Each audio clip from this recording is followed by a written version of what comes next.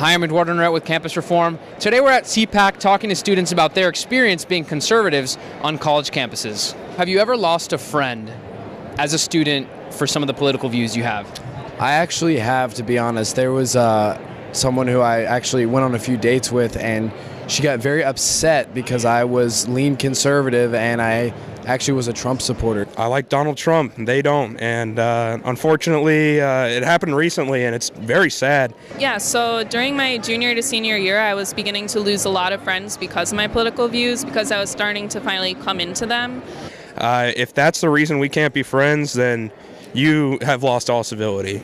I have lost a few friends over my political views. The more active I was on Twitter, and it's not like I was saying anything controversial or anything, it was just mainstream conservative views. As soon as I started doing that and then becoming more confident in them, I began to lose my friends, and they would just one by one drop me out of the group.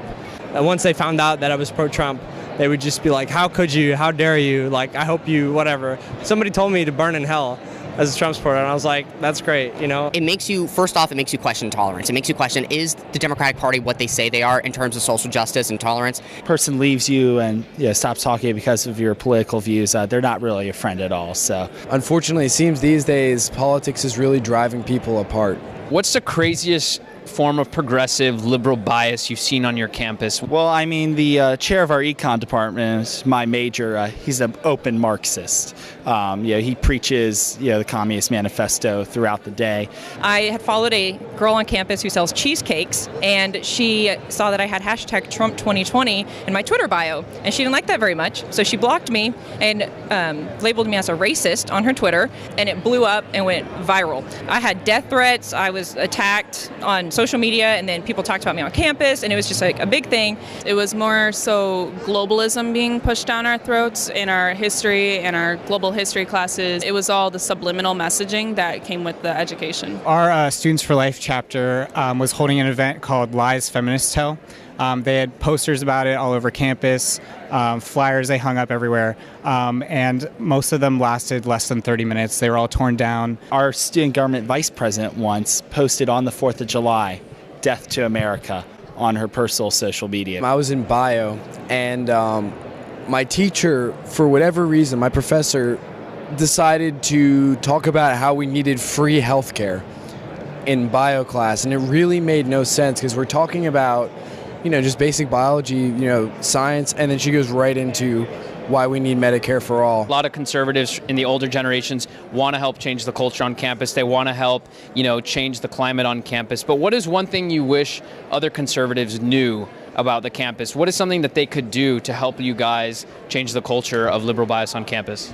That we exist. There's a lot of people, especially at our school, that I feel are sheltered because they're afraid that something's going to happen to them if they speak their mind. I would say they need to encourage them to go against the university a lot more, because I think students don't know how much they can get away with at these universities. Case in point, University of Florida, the AF chapter, we sued them because they First Amendment violations. About donating to college campuses, a lot of conservatives need to stop, giving their money. Alumni need to stop giving their money back to the colleges because they're not using it for things that benefit both sides of the political spectrum. America's youth are the key to the future, because listen, a lot of people will say, well, you're young, can't have much to say.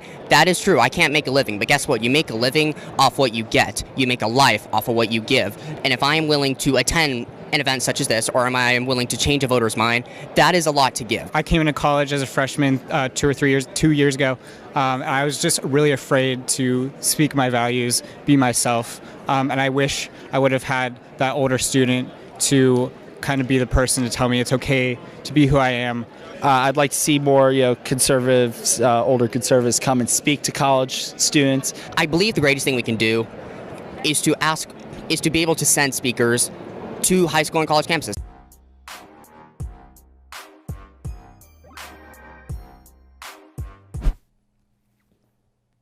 How's it going?